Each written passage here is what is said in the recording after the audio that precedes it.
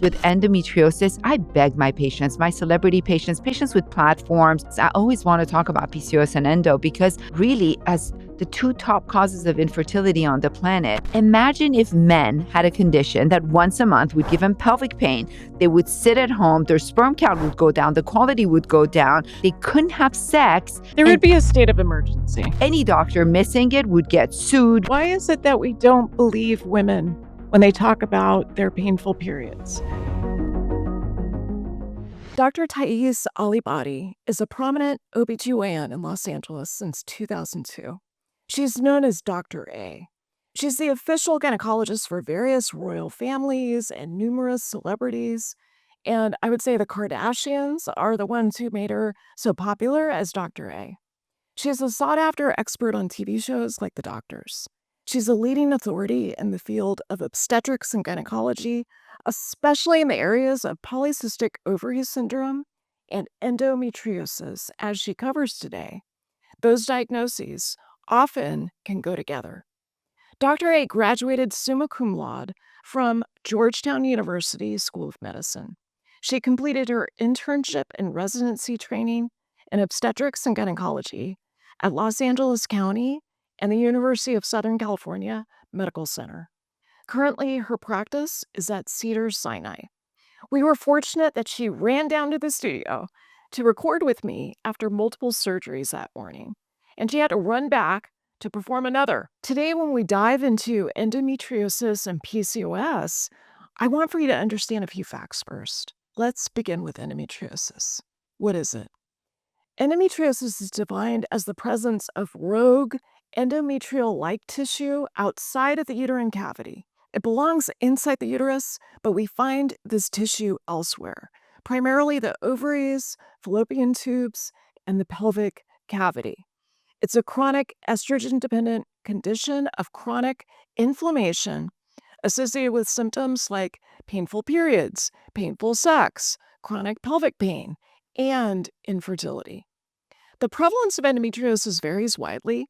The clinical data suggests that the prevalence is somewhere around 6% to 21% among women of reproductive age.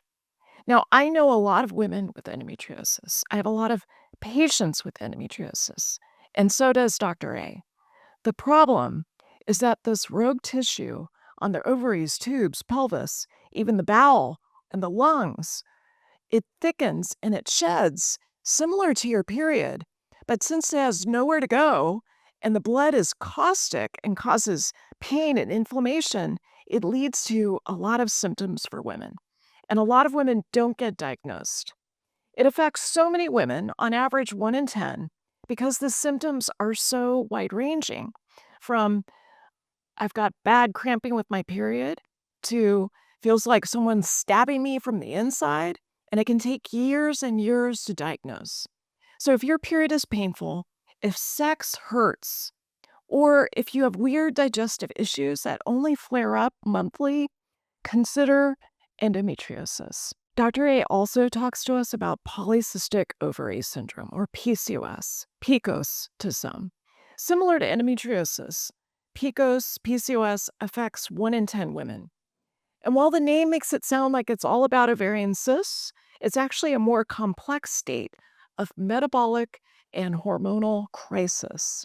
The symptoms include irregular periods, stubborn weight gain, acne that thinks you're 15 again, hair growing where you don't want it, like on the chin, and hair disappearing where you do. If your cycle is unpredictable and your hormones are acting like rebellious teenagers, PCOS could be the culprit. There are many ways to diagnose PCOS, and most OBGYNs use the 2023 updated guidelines that build on what's known as the Rotterdam criteria. And it includes the presence of 2 of the following 3 criteria. Number 1, clinical or biochemical hyperandrogenism. That means high testosterone in the blood, or acne, or increased hair growth, hirsutism. Number 2, ovulatory dysfunction, like a period that skips or it's irregular with a cycle of more than 35 days. And then number 3, polycystic ovaries on ultrasound or an elevated anti-Mullerian hormone level. All diagnostic criteria require the exclusion of other disorders that can cause similar symptoms, such as non-classical, congenital adrenal hyperplasia, I know, a mouthful, Cushing's syndrome, hyperprolactinemia, hypothyroidism, premature ovarian insufficiency, or a virilizing adrenal or ovarian neoplasm. So that's the science. Now we're going to dive into a conversation with a doctor who manages people with endometriosis and PCOS on a daily basis. We're so fortunate that she is listening so carefully to women and innovating solutions as a cultural leader in women's health. Please join me in welcoming Dr. A to Treated with Dr. Sara. Dr. Thais Aliabadi, I'm so happy you're here. I'm so excited to be here. One of your first guests. I love it. Oh my gosh. I'm so proud of you. So we met when I was on your podcast, and I was just saying to you that I love your set so much. And I know you also work with Dear Media, but that set is amazing. I know. It's Mary Alice is my partner who you met, and we started taping at her house, but we would literally turn her house upside down with every taping. And I think her husband, I mean, it was embarrassing. We would show up on Saturday at 8 a.m. and we would finish at 5 p.m. and we would turn up, her living room upside down. So we stopped doing that. And now we have our new set. We rented a place. Okay. And it's better because you don't have to move the cameras and, everything breaks when you keep touching it. That's true. So now our set is just ready to go. We just walk in and start taping. Nice. And you're not upsetting the husband anymore. I know. He's so sweet. Thank God for him. But are you going to tape here at Dear Media? Yes. Amazing. Yes. So Friday is your surgery day. It is. And you came in, you had just finished an endometriosis case. And so I thought it might be fun to start talking about endometriosis. So you see a lot of it. I see a lot of it. And I do a lineup of endometriosis patients every single Friday. I love minimally invasive surgery. So I do a lot of hysterectomies. I can take a watermelon-sized uterus out of 3 tiny little incisions outpatient. I'm proud of that. We like that. We like that. And I do a lot of endometriosis. It's been my passion for many, many years. Endometriosis, I mean, you're a gynecologist, you know it really well, but most people don't know what it is. So endometriosis is one of the top causes of infertility on the planet. It takes doctors 9 to 11 years, or it takes patients 9 to 11 years to get a diagnosis from a physician. Majority of them go undiagnosed. Average age of diagnosis is about 32 because these patients have had either chronic pain, they're infertile, and they're bouncing from doctor to doctor until someone says, wait a minute, you have endometriosis. But I will tell you, majority of these patients, even under the care of a fertility doctor, get dismissed. So most of these patients, their most common symptom is pelvic pain, painful periods. I always say painful periods are not normal.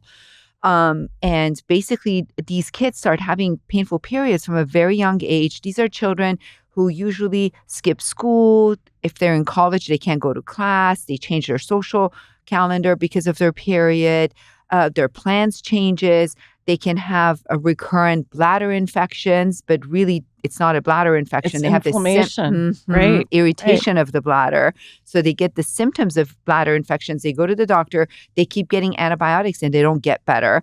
And their culture is negative. Well, it's not a bladder infection. They have painful sex with deep penetration. They can have bloating. They can have back pain.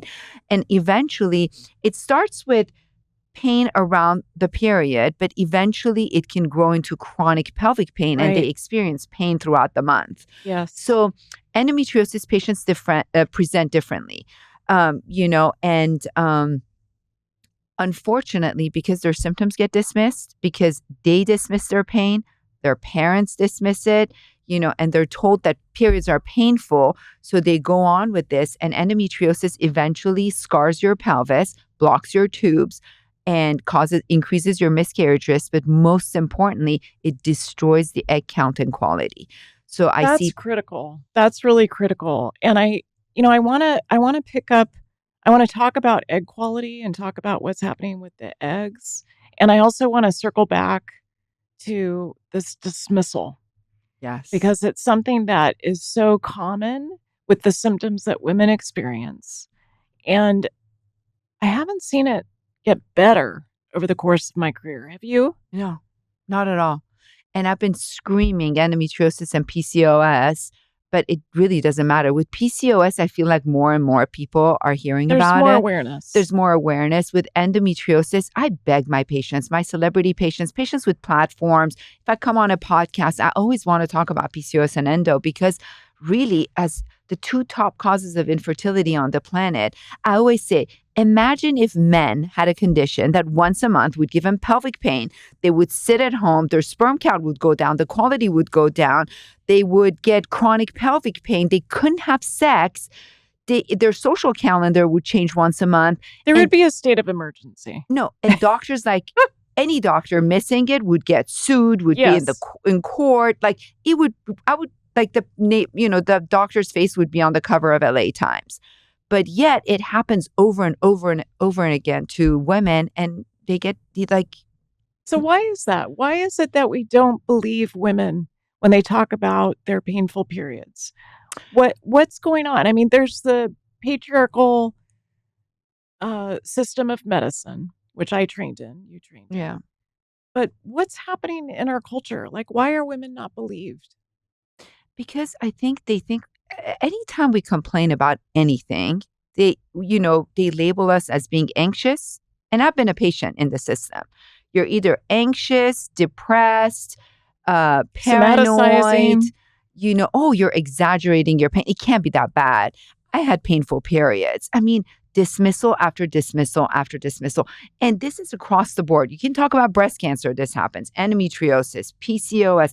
In general, it takes doctors longer to diagnose women with anything compared to men because people don't take us seriously. And let me tell you, of all the people on the planet, women are the most in tune with their body. That's true. If a woman looks into I had a patient a couple of years ago. She talked about her journey publicly. She came to my office. She had gone from GI doctor to GI doctor to GI doctor. I had delivered 2 of her daughters. And her complaint was bloating. She just didn't feel well. She came to my office. I examined her. I'm like, listen, your ultrasound's normal. Everything looks normal. She got up. I was sitting on my stool. She got up from the exam table. She stood up in front of me and said, something's wrong with me.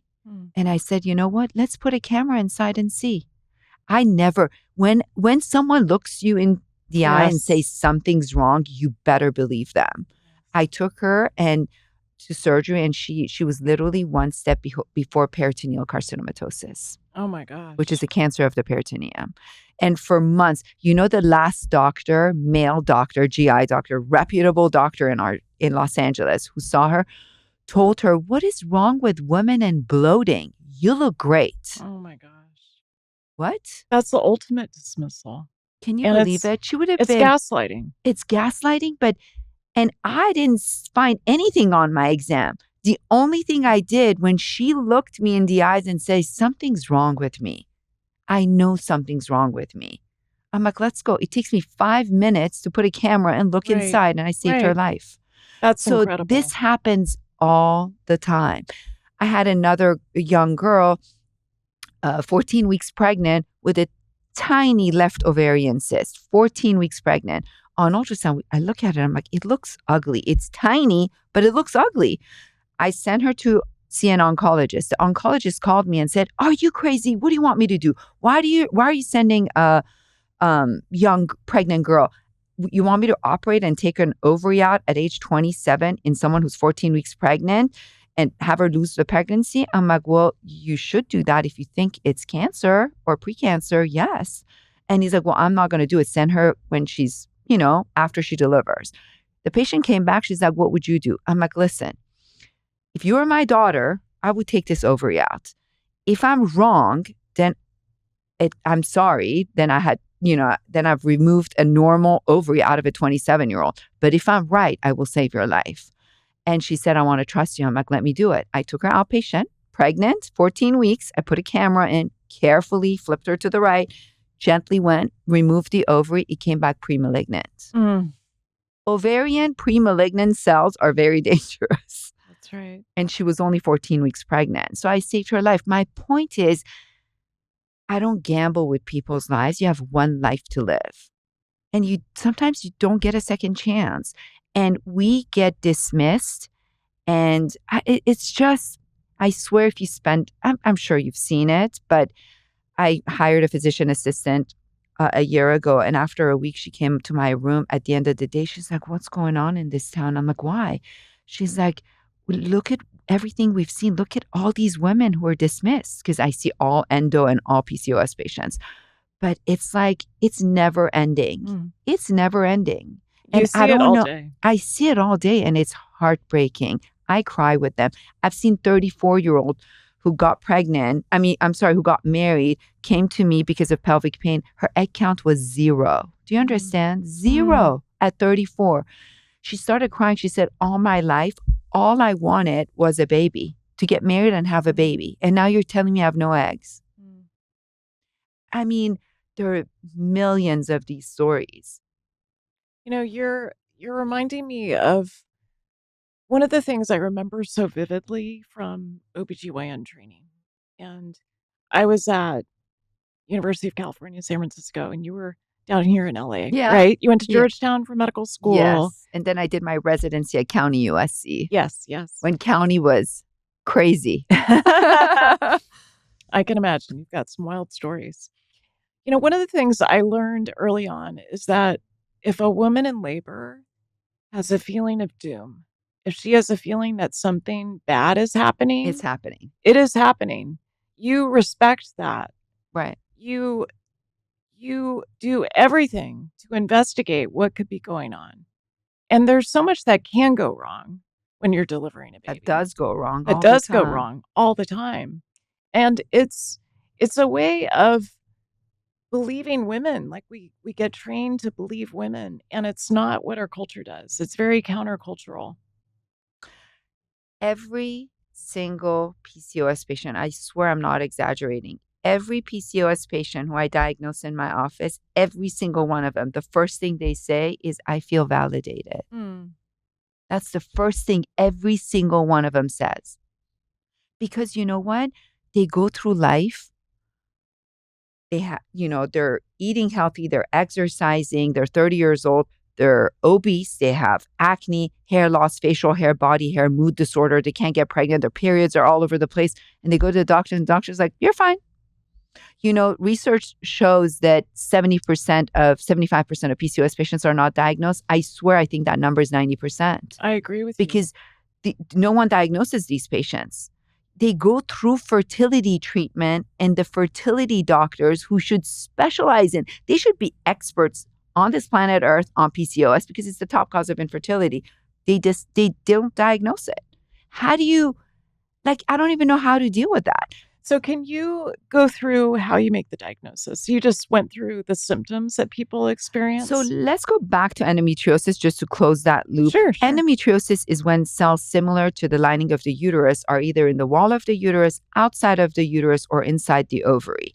If they're in the wall of the uterus, we call it adenomyosis. If it's outside of the uterus, or if it's inside the ovary, we call it endometrioma or a chocolate cyst, but the condition is called endometriosis.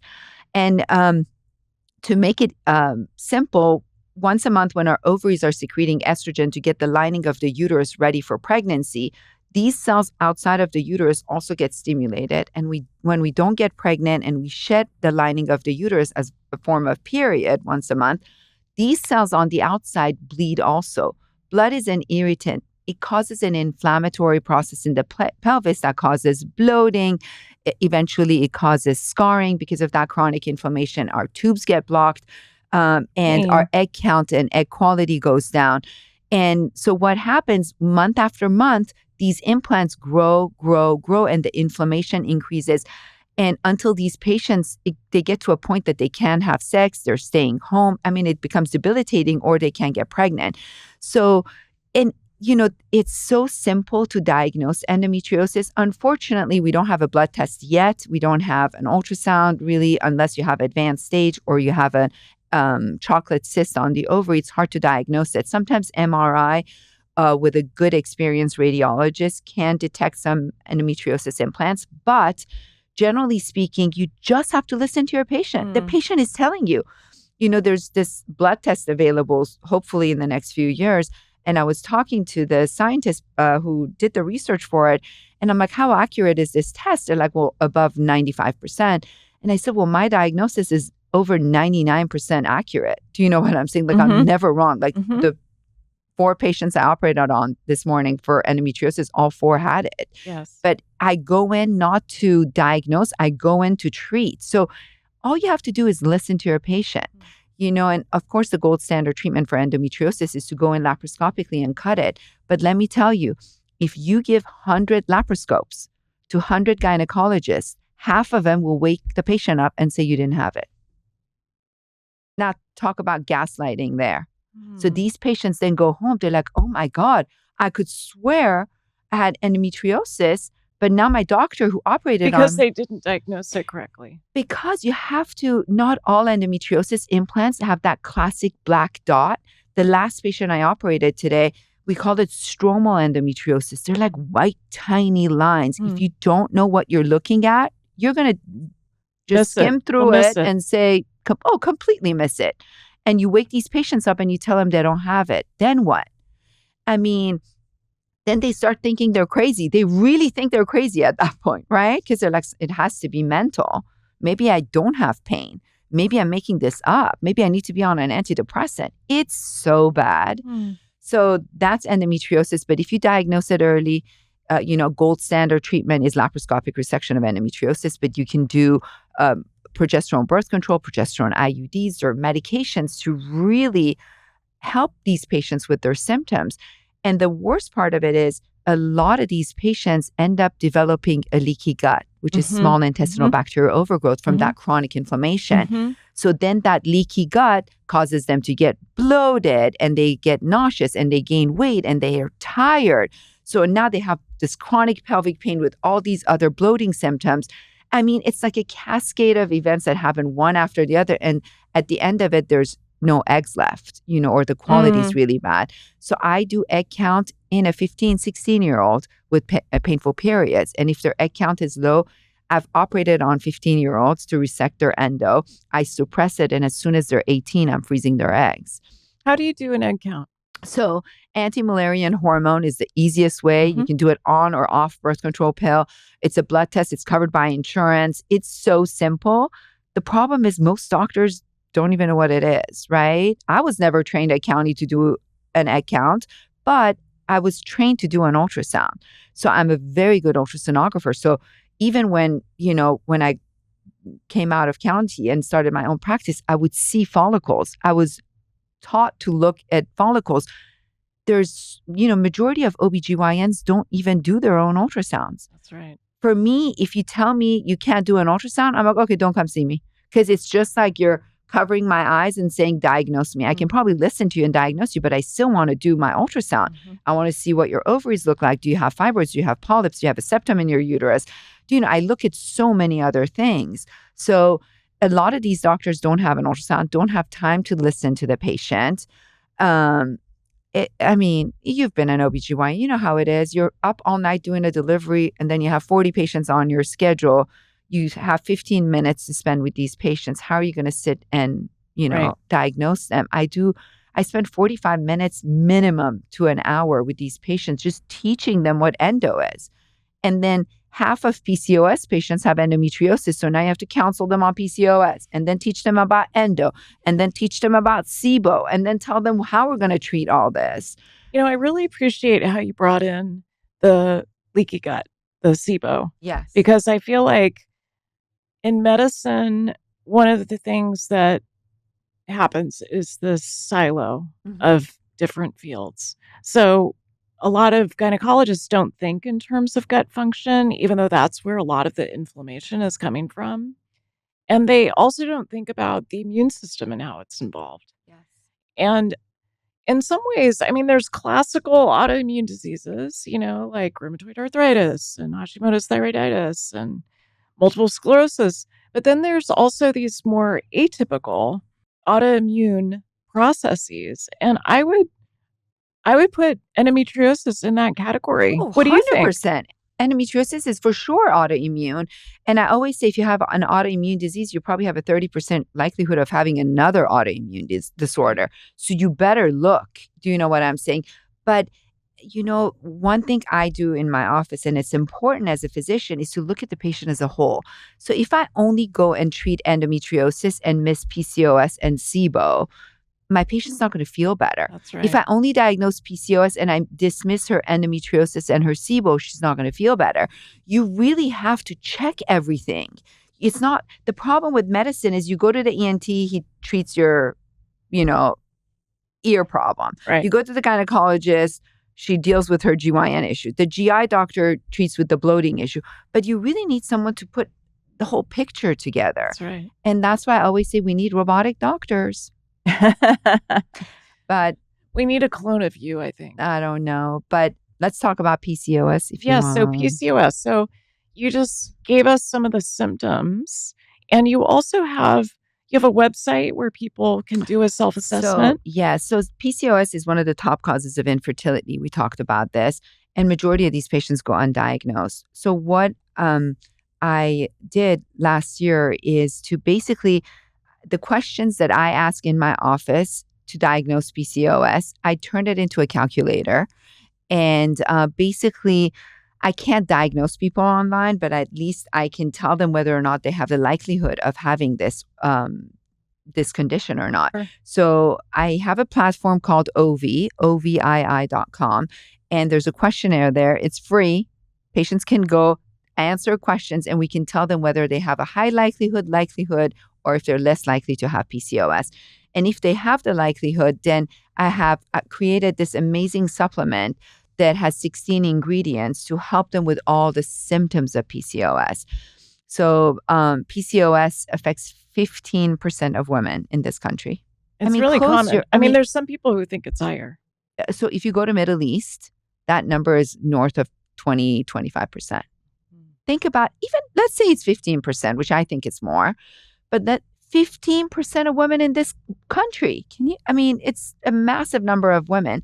Majority of them are never diagnosed. They've never heard of PCOS. They don't even know what it is, but they suffer with the consequences of it.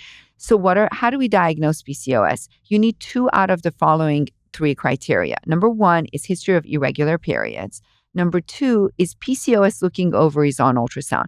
Now, polycystic ovarian syndrome doesn't mean cysts. I hate that name because people confuse it. They're like, oh yeah, I've had a cyst in my life. No. Polycystic means it's a specific finding on ultrasound with a ton of follicles in the ovary. It's the string of pearls. The string of pearls. And but unfortunately, a lot of doctors miss it. Mm-hmm. And by itself, it's not diagnostic because, 15-20% of women can have PCOS looking ovaries on ultrasound but not meet the criteria. That's why you need 2 out of 3. So first is irregular period. 2 is PCOS looking ovaries on ultrasound, which is an ultrasound finding. And the third one is elevated testosterone symptoms or elevated testosterone in the blood. You do not need to have a high testosterone in the blood to get the diagnosis. You can have acne. You can have facial increased hair growth. Body hair. Yes, those are the most common is facial hair, body hair. You can have acne. Male pattern hair thinning, but different people have different symptoms. So it's really easy to diagnose based on these criteria. However, PCOS patients have mood disorder. They struggle with anxiety and depression. They're moody people. And they usually have family history of diabetes, overweight family members, insulin resistance. They struggle with fertility. They gain weight even though they're doing everything their skinny friend is doing. They're eating the same thing, exercising the same way, but they're gaining weight and their skinny friend is skinny. And it's extremely common in teenagers with eating disorder. I always, if it was up to me, I would go to every eating disorder center and force the clinicians to learn PCOS and to make sure they're not putting these PCOS patients in a mental institution. These patients end up in a mental institution because their PCOS is getting dismissed. This is super interesting. I haven't heard about this before. So can you unpack that a little more for me? So is it related to, the other thing that I've seen with PCOS is that many of the women with PCOS, and what's tricky about the syndrome is that many have insulin resistance, but not all. Bravo. Many have the string of pearls with the cyst pattern in their ovaries, but not all. Right. Many have elevated testosterone, but not all. And so it makes it more tricky to make the diagnosis, although it still should be diagnosed a lot earlier than it is A now. lot earlier. Again, if you listen to the patient, 90 some percent of the time you can diagnose. These patients, usually, majority of patients have all the symptoms. They have the irregular period, they have the acne, hair loss, facial hair, body hair, they're moody, they're anxious, they've been on antidepressants, they're gaining weight, they have a history of binge eating or an eating disorder, they have family history of diabetes. So a majority of them have it. But if you follow the 2 out of 3 criteria, you're going to catch all of them. You're going to catch all these patients. Now, so they also have mitochondrial dysfunction, which is something I've been looking at recently. Yes. And they also have some issues with the sympathetic nervous system and how it's balanced with the parasympathetic nervous system. So I'm curious how that then maps to eating disorders. The way I think from my experience, and I'm not an eating disorder specialist, but you see a lot of it because you take care of women.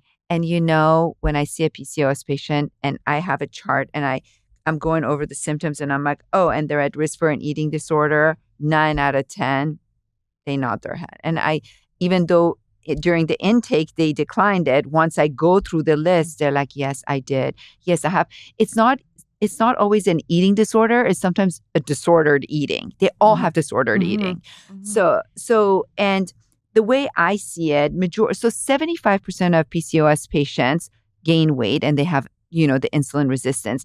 We have 25% of the PCOS patients are lean PCOS patients. So they're really not, they don't have the weight issues, but they meet other criteria. Now, insulin resistance makes it harder for us to lose weight. As we get older, we become more insulin resistant. That's why menopausal women struggle with their weight as their they body get to composition changes. Everything changes. So these PCOS patients at a very young age, that insulin resistance kicks in. They usually have a mom, dad, grandma, grandpa, aunt, uncle with diabetes, or they have overweight family members. And basically, when we eat carbohydrates and our body breaks it down into glucose stimulates our pancreas to release insulin. The job of insulin is to open up the receptors on the surface of the cell so they can grab the sugar, put it into the cell where it turns into energy. Now, this is what's supposed to happen, but they don't do this. It's a complicated process, but their insulin resistant makes it harder for the sugar to go in and turn into energy. So they're tired, they're lethargic when they eat sugar. The sugar bounces in the blood, pushes their insulin up, and that high insulin starts a cascade of symptoms in their body. Number one, insulin is a fat storage hormone, so it clears that sugar by storing it as fat. That's right. These are patients who I swear to God, I don't know if you listened to one of our episodes with Phoebe, but she ends up in an eating disorder facility for an eating disorder. And for lunch, they put a pizza in front of her. And she said, she was 14. She's like, I will eat this, but when I eat this, I feel like my body is poisoned. I cannot process a pizza. Give me other food. I'll eat it. Because she's so insulin resistant. And you know what they would tell her? Well, you see, you're still not better. You have an eating disorder. They pathologized her response. Yeah. So basically, high insulin causes weight gain, but high insulin also stimulates our ovaries to release more testosterone. And that testosterone causes a cascade of symptoms, irregular periods, facial hair, body hair. It can be acne. It can be hair thinning. Different people have different symptoms. So because these patients get dismissed, because they do this, they exercise, they diet, they do everything their other skinny friends are doing in high school, but they can't lose the weight, then they get forced into the path of an eating disorder. And I always say, there's so many factors causing that, but at least let's make sure, I'm not saying all eating disorder patients have PCOS, but at least make sure you're not dismissing the PCOS patients, because if you catch them early and treat them early, they're not crazy. Nobody wants to go to the bathroom and vomit. Right. They're not doing it. They're just doing this because they're so frustrated. Because their metabolism isn't working. So you're saying it's primarily the 70 to 75% with the insulin resistance that are at the greater risk of the eating disorder. But you have to remember, when you put, these patients have mood disorder, so anxiety and depression, and you combine it by easy weight gain, which doesn't respond to the traditional diet and exercise, two equal an eating disorder. It's hard to tell an 18-year-old I have patients that are like, doctor, I eat 1,200 calories a day. I exercise 6 days a week. I cannot possibly eat less or exercise more. It's just not possible. Right. I cannot lose weight. Of course, that patient will go to the bathroom and try to vomit. But then what happens? They end up in a psychiatric unit. Do you know what I'm saying? And they start thinking they're crazy. And then they get depressed. It's like a vicious cycle that happens to these young girls. And, I always say, if I could ever get to the first lady or the president of this country and have him say, PCOS and endometriosis, they need to be household names. How do we know so much about migraines? How come we know so much about an appendicitis? How come we know about gallbladder? How come we know about acid reflux? How do we not know about PCOS? Every single person, men should know about PCOS. Fathers should be able to diagnose their daughters. I agree with you. It should be part of body literacy for all of us. It should be mandatory. Why isn't it? Because the doctors are not trained. They're That's not right. trained. Maybe right now it's a little better. 4 or 5 years ago, even right now, honestly, majority of doctors, even if they think someone has PCOS, they're too scared to diagnose it because they don't feel comfortable. They don't know how to treat it. Plus, they're too busy to deal with. PCOS patients are complicated. They you are have to fix their weight. You have to fix their skin. You have to make sure they don't have hair loss. You have to make their periods regular. You have to help them get pregnant. You have to tell them to freeze eggs. By the way, let's talk about PCOS.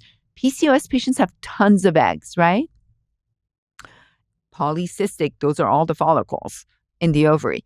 They go to the doctor at 35 and the doctor's like, oh my God, you have so many eggs. You have all the time in the world. Don't worry about pregnancy. In reality, the quality of their eggs shoots down at like 30. So you want to freeze if their mitochondria aren't working. So you want them to freeze. I start having that conversation at 28. No, I take it back. I start having that conversation as early as 20 with them, but I tell them, be prepared. If you don't have a partner and you're not ready to have a baby, between 28 and 30, I want you to freeze eggs. A few years ago, I referred a patient to a fertility doctor, PCOS, and I say, freeze eggs. The patient goes there and he told her, you know what, you're fine. Come back by 35, we're going to freeze eggs. I called the doctor. I'm like, wait a minute. She's PCOS. And he's like, I know, but I don't want to push them to, they're going to think I'm pushing them to freeze eggs. And I'm like, if this was your daughter, when would you freeze her eggs? He said 28. I said, why would you treat your patients differently? He's like, well, I don't want to be pushy. I don't want to freeze eggs in a 28-year-old. Well, you should. You really should. So there's so many issues every step of the way. And on top of all this, half of PCOS patients have endometriosis, to just close the loop. Wow. So I actually didn't know that, Dr. A. So help me understand that. Like, why is it that we're seeing that combination? I don't know that we know because we don't know why patients have why patients have endometriosis. We really don't know. Is it retrograde flow from the uterus? But then you can find endometriosis implants in the lungs, So because we don't know, it's hard to say. But we definitely need more research, right? I can imagine there's the research gap, which has led to a knowledge gap, which has led to a treatment gap. Yeah. Listen, years ago, I wanted to go to LA Times with it, but then I'm like, these drug companies they're going to come and kill me. But but I had insurance companies, not drug companies. I had a patient with endometriosis and she didn't have surgery because you don't need to take every single patient to surgery, right? There's medication. And I wanted to give them Oralisa, which is a medication we use, which lowers your body's estrogen that feeds the endometriosis implants. So I wrote for a prescription for Oralisa and I get a letter from insurance company. I still have it in my office somewhere. I think I scanned it. I took a picture of it. I get I think it was LA Care. I get a letter saying, we cannot approve this Oralisa pill because our records show your patient has not tried. And then they list all these narcotics. Oh my gosh. Percocet, Norco, you name it, every pain medication was listed. And I'm like, but pain medication does not treat endometriosis. This medication will treat endometriosis. They want you to mask her symptoms first and maybe get her addicted to an opioid. The problem is the people who work with these insurance companies, they don't even know what endometriosis is. So they see Oralisa, they're like, well, endometriosis patients have pain. They should have pain medications. Have you tried pain medications for this 20? I've had patients come to my office with a prescription. I had one years ago when I was in my other office. She came in with a Percocet prescription at 25.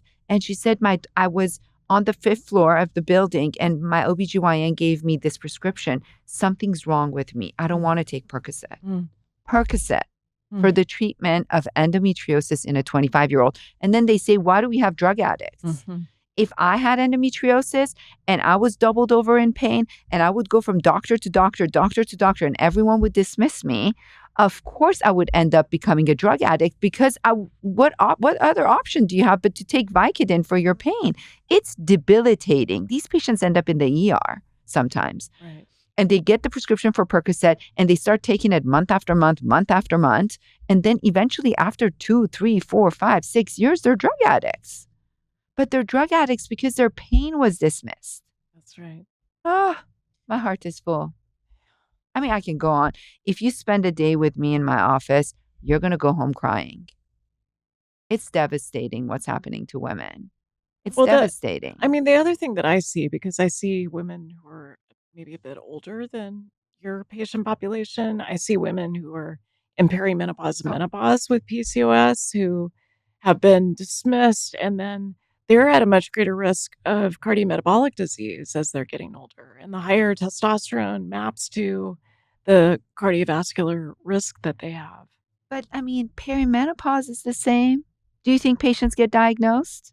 I had a 45-year-old the other day in my office, and she's like, doctor, I just left my other gynecologist because I went to him and I said, I'm in premenopause because I have hot flashes, vaginal dryness, painful sex, I'm gaining weight, I don't sleep. Like, she listed all the symptoms of menopause.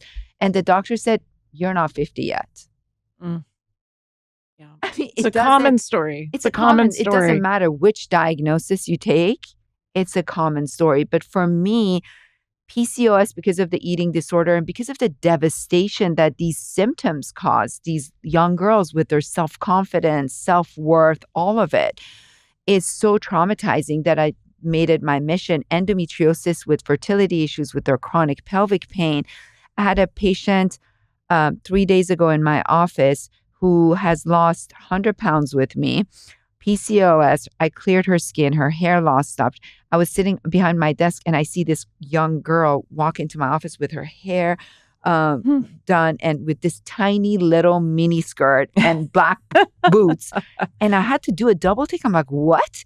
I go in. I mean, we hugged each other for like 5 minutes and she was crying. I was crying because, and you know what she told me?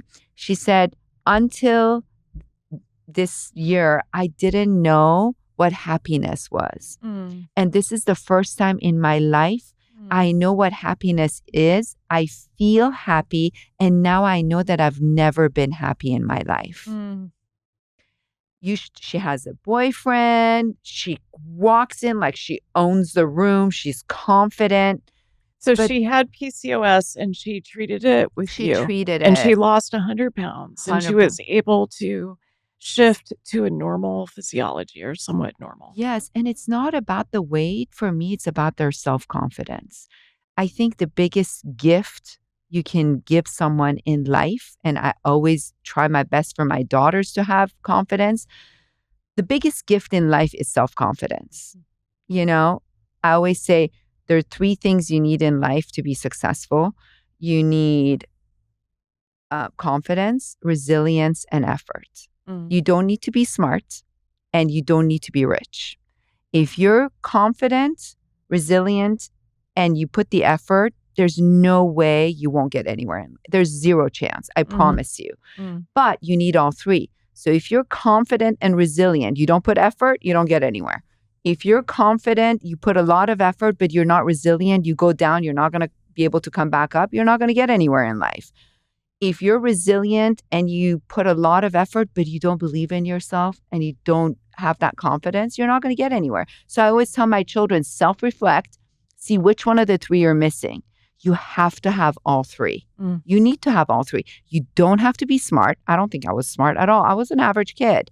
I just got to where I got in life because if someone my age has done 3,000 deliveries, I've done over 8,000. If someone has done 30 laparoscopies, I've done thousands. Do you know what? And that's how you go. It's that effort that eventually makes you better. Well, I think you're actually incredibly smart. And part of what I hear is the emotional intelligence combined with the knowledge and the effort and the resilience that allows you to empower your patients in a way that they've never been empowered before.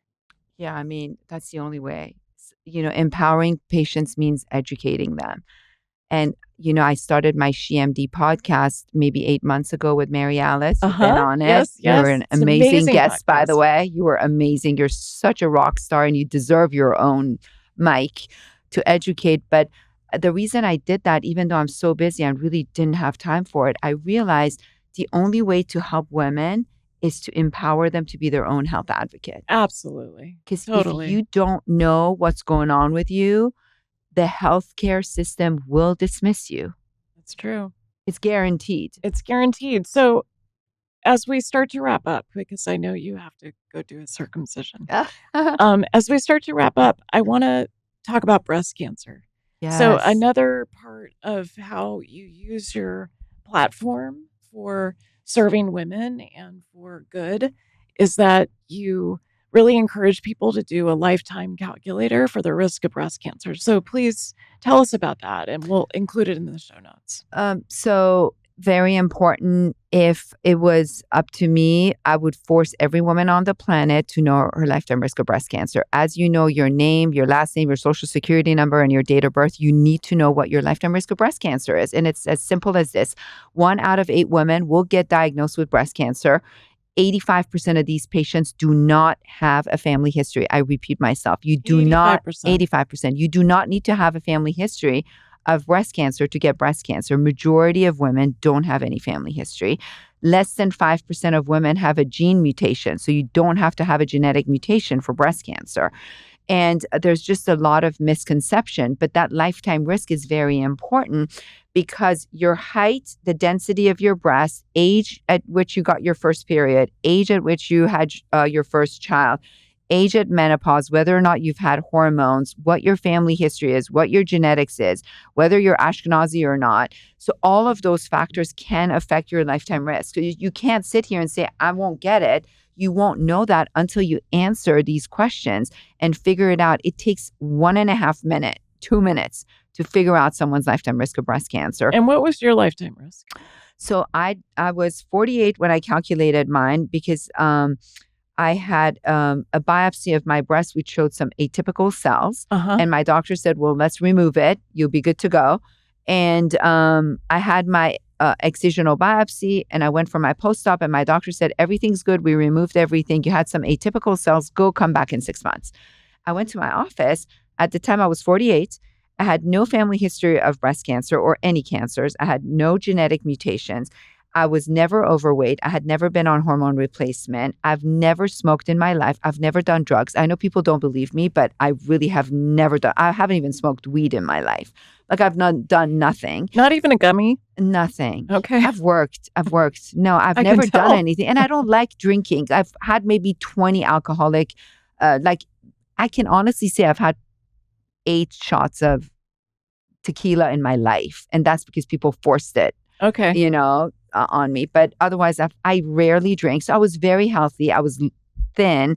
I was vegetarian for 7 years. Right? So I was a poster child of someone who, would never get breast cancer. Right. But every time I did the calculator and I would check off the atypical hyperplasia, my lifetime risk would shoot up to 37%. So I called my doctor. I'm like, you tell me I'm okay, but come back in 6 months. But 37% chance of getting breast cancer is so high for me. I have little kids at home. I love my job. I love my husband. I don't have time to get cancer. Can you take my breast off? Yeah. And she's like, no, it's disfiguring. Are you crazy? You're so healthy. You have no family history. You'll be okay. You're being paranoid. So I started asking a lot of people, and that's when they started calling me crazy. Oh, you're crazy. Oh, you're paranoid. Why are you so anxious? Are you anxious? Long story short, I found a doctor a year later who was willing to do it for me. She did it.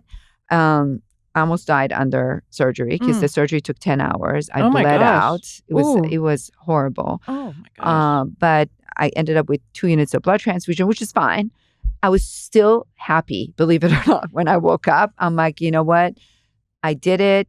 And I came home to my girls and I said, girls, mommy will never come home telling you that I have breast cancer. I'm done. That's right. Mommy's done. I'm never going to get breast cancer. We're good. A week later. And having said that, by the way, prior to surgery, my mammogram was negative, my ultrasound was negative, and my MRI was negative. And I already had this excisional biopsy on my left breast. A week after my double mastectomy, which means they removed my breast and they put implants prophylactically, I get a call from my plastic surgeon. And as soon, you're a doctor. When a doctor calls you with a pathology report, it's cancer until proven otherwise. Yeah. So when he called me and said, I got off the phone with the pathologist, I already knew. And I'm like, do I have cancer? He said, yes. I'm like, which breast? Well, the opposite breast on the right.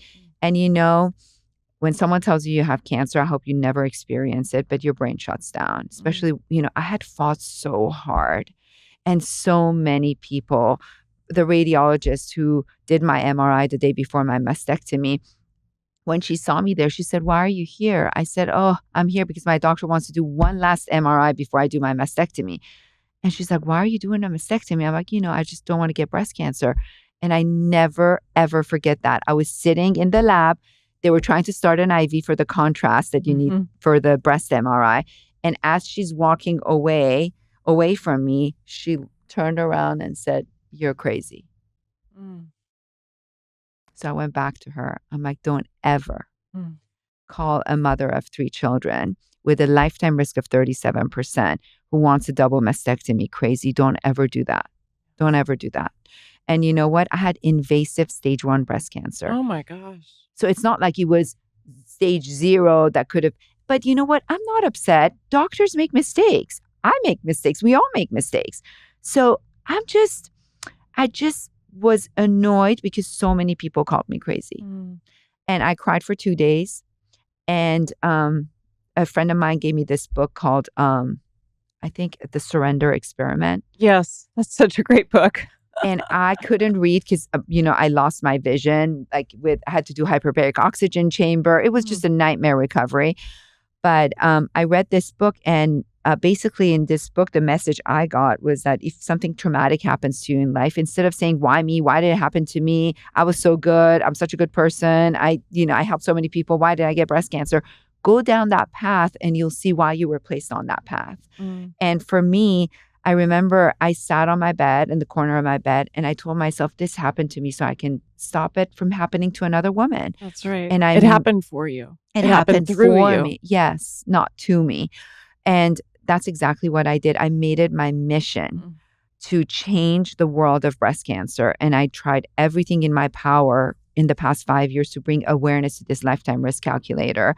And I have never cried since. Sometimes I get emotional, but I've never cried. And if you tell me, you have the option of going back 5 years, not having breast cancer, not having this journey that you've had in the past 5 years with bringing so much awareness to this condition, or you can go back and go through the trauma of breast cancer and go through the trauma of all of it to be here today, I would 1,000,000% keep my breast cancer diagnosis because I feel like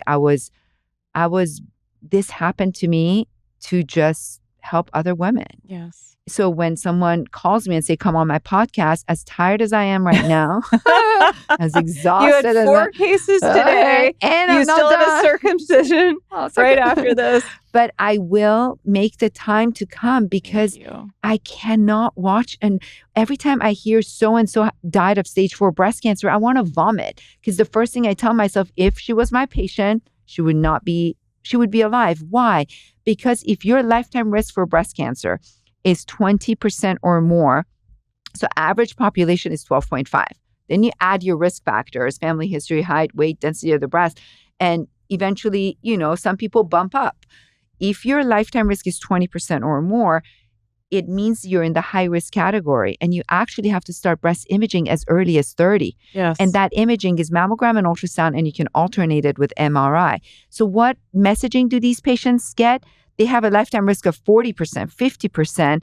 And what they do is they actually, they're told by their doctor, you're not 40 yet. The other thing I want to talk about, and then I'll end it there, but a lot of people, anyone with family history of cancer, I don't care what cancer you have in your family, melanoma, pancreatic cancer, colon, ovary, breast, it doesn't matter.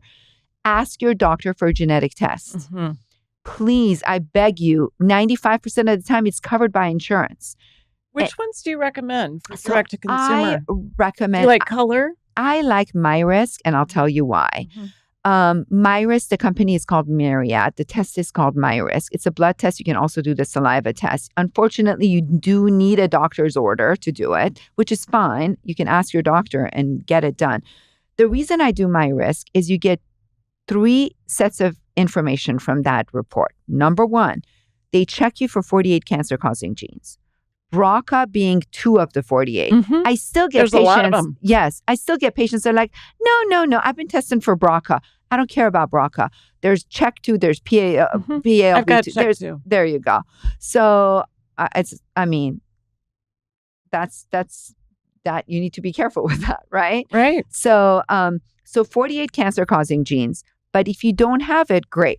In addition to that, MyRisk will calculate your Tyrer-Cuzick. Tyrer-Cuzick is a tool we use to calculate someone's lifetime risk of breast cancer based on history alone.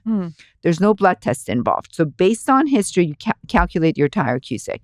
Now, MyRisk goes one step beyond that. Besides the 48 cancer-causing genes and besides checking your Tyrer-Cuzick, they look in your DNA for tiny little markers that individually these markers can't hurt. They don't hurt you, but some women have a bunch of these markers.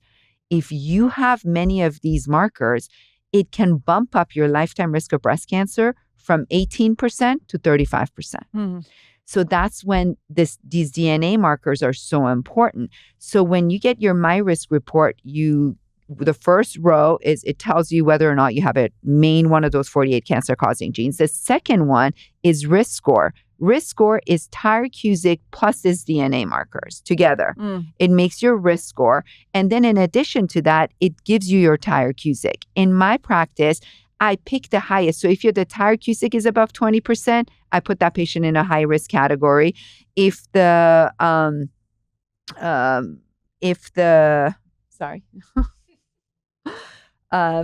if the risk score is higher, then I put them in that category. So in the high risk category. So it's so important to know what your risk score is, right? So CHEK2, I believe, is 50% risk, right? Oh, it's pretty high. Yeah. I had bilateral mastectomies. Mastectomies, yeah. So CHEK2 puts you at 50%. And for patients, I always say, anyone 20% or more, they need mammogram, ultrasound, and MRI. The problem is MRI doesn't get covered if your doctor doesn't calculate your lifetime risk, because in the requisition or in the prescription, you have to say patient's lifetime risk is, 37% to get your MRI approved. If your doctor doesn't calculate your risk and they don't know what that number is, the MRI won't get approved.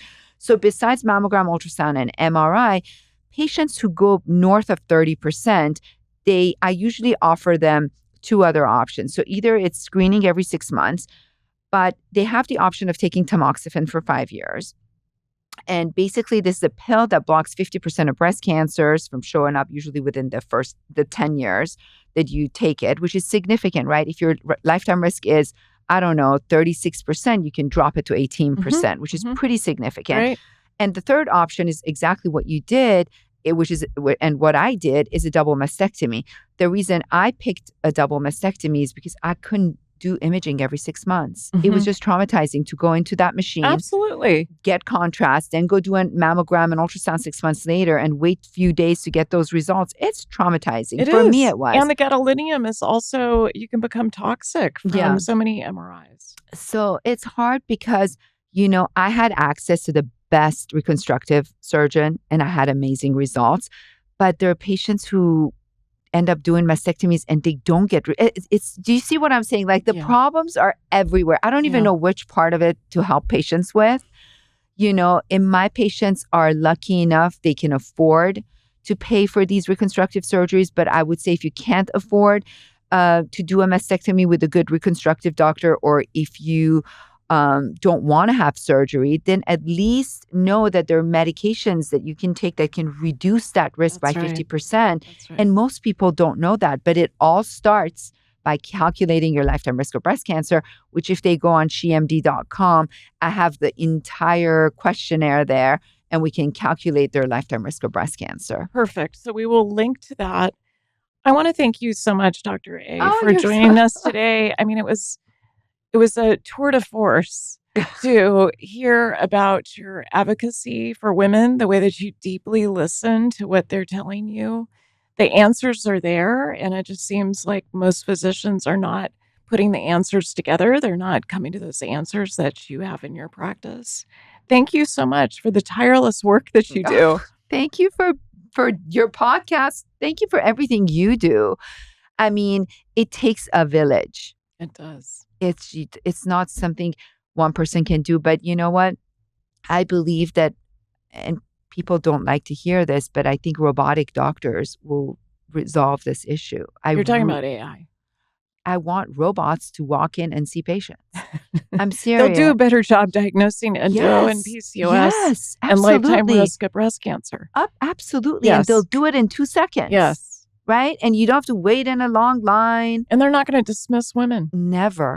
I had someone ask me yesterday, this little girl she adopted has all these symptoms at age 2 and no one can figure it out. I'm like, did you put her symptoms in ChatGPT? She's like, what do you mean? I'm like, you'd be shocked how good the diagnosis can be on ChatGPT. If in doubt, put your symptoms in ChatGPT. AI is here. AI is use here. It. Yeah, use it. Use it. Thank you, Dr. A. Thank you for having me. You're so sweet.